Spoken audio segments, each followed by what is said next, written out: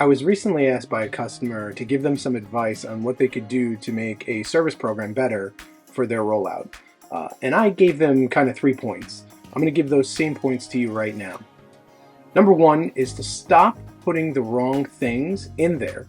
And what I mean by that is too often engineers, project managers, operations teams, sales teams often add things to a program that can make them overly complex or nearly impossible to deliver.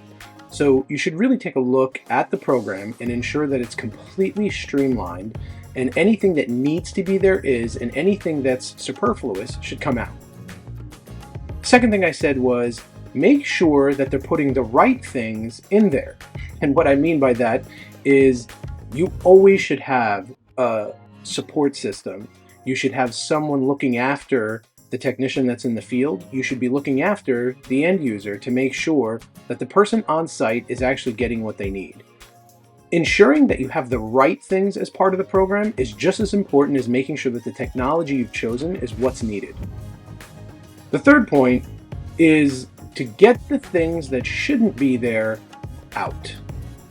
Now it sounds kind of like the first 2 points, but in reality, you should always be looking at a technology deployment or a services program and seeing things that just don't work. Maybe you found things during the pilot. Maybe you're finding things as you go to different types of stores.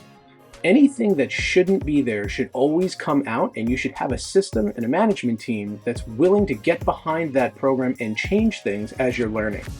No services group can deliver in a silver bullet mentality.